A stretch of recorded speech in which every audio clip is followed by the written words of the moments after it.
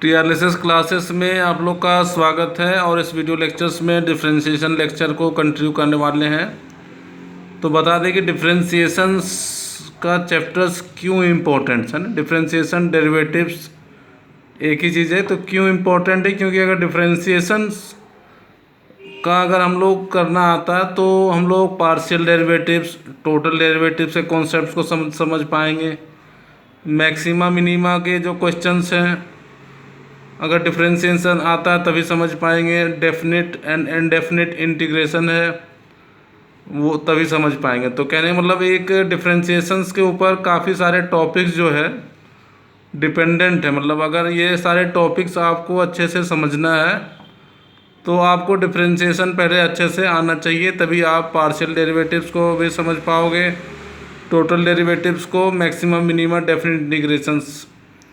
तो एक और एप्लीकेशन ऑफ डेरिवेटिव्स मतलब जो प्रैक्टिकल इम्प्लीमेंटेशंस होता है डेरिवेटिव्स का वो भी हम तभी समझ में आएंगे जब बेसिक्स हम लोग को पता है। ठीक है, मतलब प्रैक्टिकल इम्प्लीमेंटेशंस का मतलब हुआ जैसे बहुत सारे सब्जेक्ट हैं, जैसे इकोनॉमिक्स है उसमें डिफरेंशिएशन मतलब फिजिकल जो क्वेश्चंस जो होते हैं सेंटेंस के वो डिफरेंशियल इक्वेशन में कन्वर्ट हो जाते हैं, फिर उसको सॉल्व कर सकते हैं। बहुत सारे एरिया वॉल्यूम से रिलेटेड क्वेश्चंस होते हैं जो डिफरेंशियल इक्वेशन में कन्वर्ट हो जाते हैं, फिर उसको सॉल्व करना होता है। तो एक डिफरेंशिएशन का एक बहुत वास्ट मतलब कह सकते हैं एप्लीकेशंस है, मतलब इसको आपको अच्छे से समझना काफ़ी ज़रूरी है। तो आज के इस वीडियो लेक्चर्स में हम लोग जो इम्पोर्टेंट्स है डिफरेंशिएशन और इंटीग्रेशंस के जो फॉर्मूला वो दोनों को साथ में पैरेलली बताएंगे, क्योंकि डिफरेंशिएशन और इंटीग्रेशन काफ़ी इंटरलिंक्ड हैं एक दूसरे से। तो बता दें कि डिफरेंशिएशन को डेरिवेटिव भी कहते हैं और इंटीग्रेशन को एंटी डेरिवेटिव भी कहते हैं। कहीं कहीं ऐसा लिखा रहता है कि एंटी डेरिवेटिव, तो ये ध्यान रखना। एंटी डेरिवेटिव मतलब इंटीग्रेशन और डेरिवेटिव मतलब डिफरेंशिएशन। तो दोनों में क्या लिंक है, जैसे अगर हम देखें differentiation of x to the power n, d by d x को डिफरेंशिएशन से समझना है, और इंटीग्रेशन का साइन ये इस तरीके से कुछ होता है, ये इंटीग्रेशन का साइन है, तो साइन को ध्यान रखना, ये इंटीग्रेशन का ये ऐसे इंटीग्रेशन का साइन है। तो डिफरेंशिएशन जो x की पावर n जो होता है वो nx to the power n-1 होगा, जो प्रीवियस लेक्चर्स में हम लोग एग्जाम्पल्स में समझ लिए थे। तो उसी तरीके से इंटीग्रेशन है ना, इसको पढ़ेंगे integration of x to the power n with respect to x।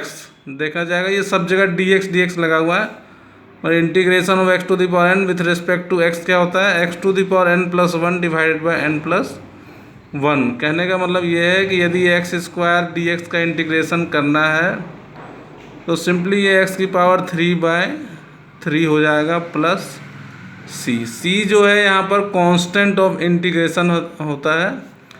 आगे हम लोग पढ़ेंगे कि जैसे ये इंटीग्रेशन है, यहाँ लिमिट कुछ लिखा हुआ रहेगा अगर a से b, तो उसको हम लोग डेफिनेट इंटीग्रेशन कहते हैं। तो अभी और बिना कोई लिमिट मतलब यहाँ कुछ नहीं लिखा लोअर लिमिट और लोअर अपर लिमिट कुछ नहीं है, तो उसको हम लोग इनडेफिनिट इंटीग्रेशन कहते हैं। और इनडेफिनिट इंटीग्रेशन में आंसर्स के एंड में कांस्टेंट को ऐड किया जाता है, जिसको सी को कांस्टेंट ऑफ इंटीग्रेशन कहते हैं। ठीक है, तो अब यहाँ से देखते हैं कि डिफरेंशिएशन ऑफ cos x का डिफरेंशिएशन क्या होता है, -sin x होता है। तो अगर रिवर्स चलें, जैसे अगर हम sin x का इंटीग्रेशन देखें तो -cos x प्लस सी होता है, तो एक याद है तो दूसरा अपने आप याद हो जाएगा। Differentiation of sin x cos x होता है, और फिर इस रिजल्ट का मतलब एंटी डेरिवेटिव मतलब integration of cos x dx क्या होता है, sin x होता है। और c सब में ऐड है तो बार बार ये बोलने की जरूरत है, सब में c ऐड कर लेना आप। डिफरेंशिएशन ऑफ tan x क्या होता है, sec² x, और यहाँ देख सकते हैं कि sec² x का इंटीग्रेशन जो होता है वो tan x होता है।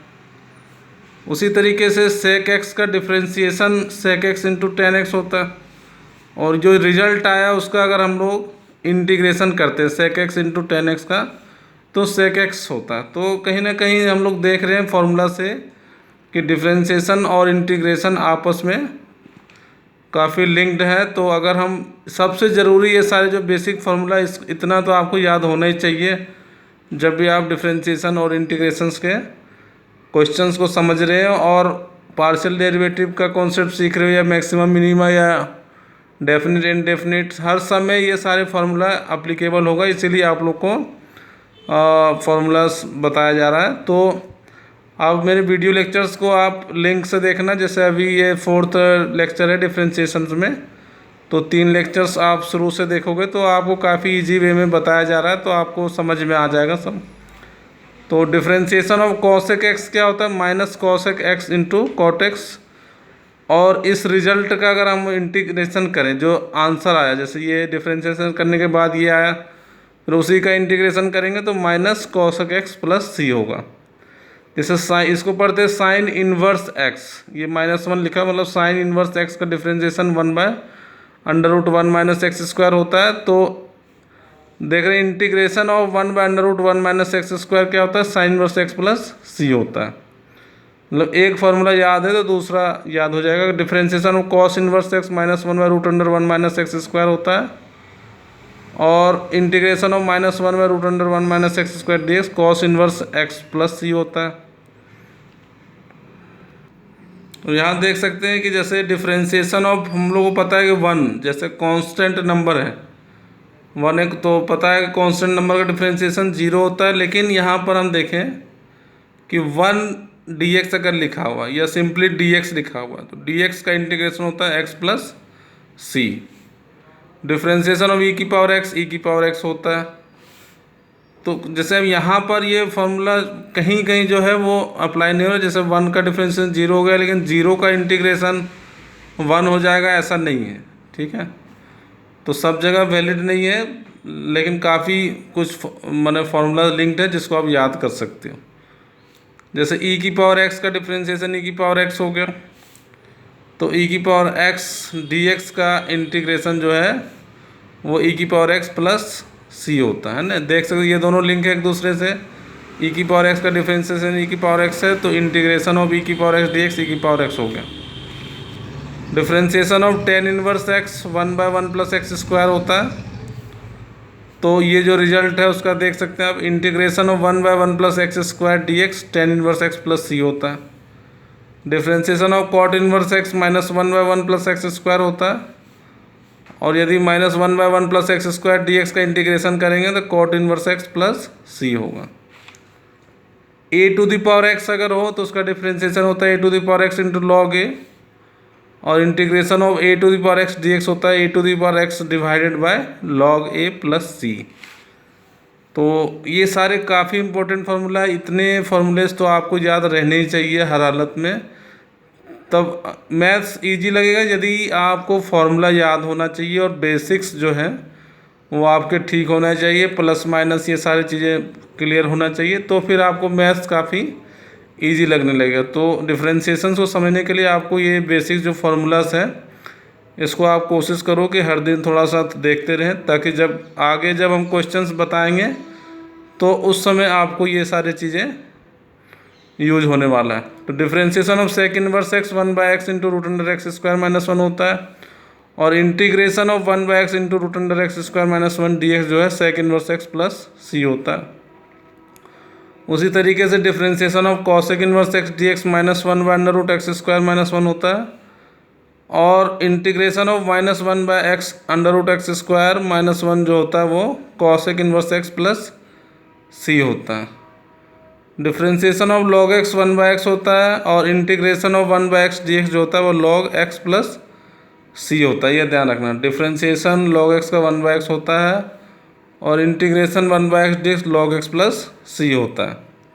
तो देख सकते हैं दोनों एक फार्मूला आपको याद है log x का, तो जो रिजल्ट आता है उसका इंटीग्रेशन जब करते हैं तो ओरिजिनल वाला आ जाता है, मतलब ये ध्यान रखना। अब जैसे डिफरेंशिएशन हम लोग को याद है कि अगर 2-3 चीज़ प्लस माइनस में हो तो अलग अलग करके डिफरेंशिएट कर सकते हैं।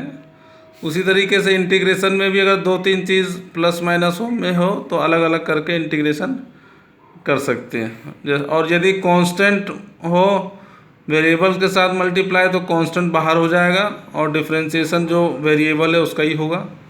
उसी तरीके से इंटीग्रेशन में भी कांस्टेंट अगर हो तो कांस्टेंट बाहर हो जाएगा और इंटीग्रेशन जो है वो वेरिएबल का होगा। तो ये ध्यान रखना है वेरी इज कांस्टेंट। तो जैसे एक एग्जाम्पल समझा रहे हैं, जैसे मान लो इंटीग्रेशन करना है x की पावर 4 और cos x और e की पावर x dx। सपोज हम लोग को इसका इंटीग्रेशन करना है तो सबसे पहले क्या करेंगे, अलग अलग कर लेंगे। x to the power 4 dx plus cos x dx plus e to the power x dx। अब फॉर्मूला बेस्ड है, ये x to the power n वाले फॉर्मेट में है, मतलब x टू द पावर 5/5 हो जाएगा। इंटीग्रेशन का फॉर्मूला लगेगा। cos x dx का इंटीग्रेशन का फॉर्मूला sin x होता है तो sin x हो गया, और e की पावर x dx का इंटीग्रेशन का e की पावर x होता है, और लास्ट में c ऐड कर देंगे। तो ये समझ में आ गया होगा। थोड़ा सा डेफिनेट इंटीग्रेशंस के बारे में बताते हैं, क्या क्या होता है डेफिनेट इंटीग्रेशन। डेफिनेट इंटीग्रेशन में ये सिंबल है a to b function of x dx, ऐसे लिखा रहता है, जिसमें a को हम लोग लोअर लिमिट कहते हैं और b को अपर लिमिट कहते हैं। तो बेसिक्स जो पार्ट्स है वो थोड़ा सा हम लोग कवर कर लिए हैं। तो आगे के वीडियो लेक्चर्स में और डिटेल से डिफरेंशिएशंस के बारे में समझेंगे, और कोई डाउट सजेशंस हो तो आप हमको भेज सकते हो, ताकि और अच्छे तरीके से आपको मैथ्स लर्निंग में हेल्प कर सकें। Thank you.